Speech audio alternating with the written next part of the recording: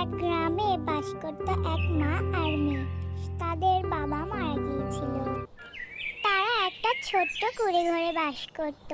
তাদের সবজি বেচে ঘর সংসার চলত। একদিন প্রতিদিনকার মতো সেদিনও সে অনেকগুলো সবজি নিয়ে বাজারের উদ্দেশ্যে রওনা দিল বিক্রি করার জন্য। আর তার একটি মেয়ে ছিল, নাম তার শিউলি। সে পড়াশোনা করতে পছন্দ করত। প্রতিবারই ক্লাসে তার একরোল হতো। কিন্তু বাবা মারা যাওয়ার পরে তার পড়াশোনা আর হয় না, কারণ নিজের খাবারই ভালোভাবে খেতে পেত না।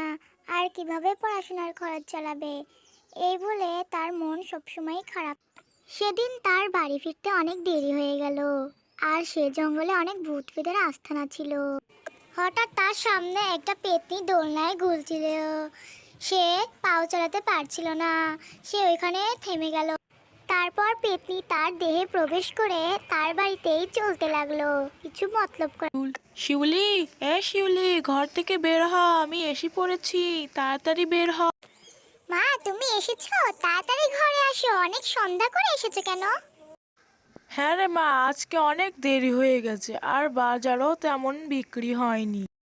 আচ্ছা মা, ওরকম তো হয়েই থাকে। আজকে ঘরে ঢোকো তো। অনেকক্ষণ কোনো কিছু খাও না, এখন একটু খেয়ে নেবে। আসো, আমি রান্না করে রেখেছি। পরের দিন সে দেখে তার মা পেতনি রূপে একজনের মাথা খেয়ে নিচ্ছে। আর সে দেখে সে অনেক ভয় পেয়ে যায় আর বলে, কালকে যে আমার মা রাত করে এসেছিল, মনে হয় ঘাড়ে ভূত ধরেছে। চাই সাধু বাবাকে ডেকে নিয়ে এসে ভূতটাকে ছাড়াতে হবে, না হলে আমার মার রক্ত শুষে খেয়ে ফেলবে। আর গিয়ে বলল, সাধু বাবা, সাধু বাবা, আমার মায়ের ঘাড়ে পেতনি ধরেছে, আপনি একটু গিয়ে ছাড়িয়ে দিবেন, আমি অনেক কষ্টে আছি।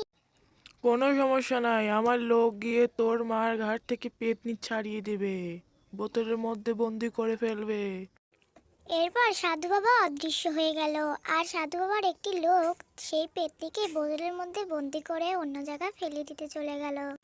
তারপর মেয়েটি খুশি মনে তার বাড়ির দিকে রওনা দিল আর ভাবলো, আমি আমার মাকে খুঁজে পেয়ে গেছি।